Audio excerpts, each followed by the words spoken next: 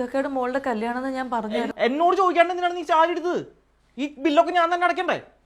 അനക്ക് കണ്ണി കണ്ട സാരി എടുത്ത് കളയാനുള്ള തന്നെ ക്രെഡിറ്റ് കാർഡ്. എനിക്ക് ജോലി ഇല്ലാത്തതാണ് ഇപ്പൊ നിങ്ങളുടെ പ്രശ്നം. ഈ വീട്ടിലെ പണി മൊത്തം ഒറ്റയ്ക്കെടുത്ത് ഒരു ജോലിക്കാരി പോലെ ഇവിടെ നിൽക്കുന്നതിന് എന്തെങ്കിലും ഗുണമുണ്ടോ? അത് ആദ്യം ആലോചിക്കണായിരുന്നു. ജോലിയും പഠിപ്പും വേണോ അതോ എന്നെ നിക്കാതെ അടിക്കണോന്ന്.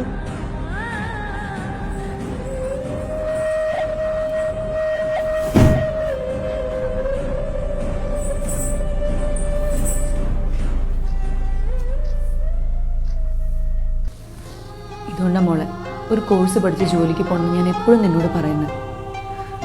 എൻ്റെ വിധി നിനക്കുണ്ടാവരുത്. നോക്കാണ്ടാണോ ചേച്ചി? നല്ലൊരു ജോലി കിട്ടാൻ എന്താ പഠിക്കണ്ടേ? ഖദീജ, ഖദീജ, എന്റെ വെള്ള ഷർട്ട് ഈ തേച്ച് വെച്ചില്ലേ? നിനക്ക് തരുന്നുണ്ട് ഞാൻ നല്ല തേപ്പ്. മോളെ നീ ആ കൊച്ചിയിലെ ബേക്കിംഗ് ആൻഡ് പേസ്ട്രി ഇൻസ്റ്റിറ്റ്യൂട്ടിൽ പോയി പഠിക്കുക. 100% പ്ലേസ്മെന്റ് ഉറപ്പുണ്ടല്ലോ. ഈ പ്ലേസ്മെന്റ് എന്ന് പറയുന്ന വല്ലതും നടക്കുമോ? പിന്നെ കൊച്ചിയിൽ ആപ്പച്ച വീടുമില്ല.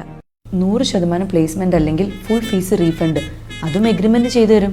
പിന്നെ അവർക്ക് കൊച്ചിയിൽ മാത്രമല്ല കോഴിക്കോടും ഉണ്ട് ബ്രാഞ്ച്. എന്നാ പിന്നെ ഇത്തയ്ക്കൊരു കൈ നോക്കിക്കൂടെ?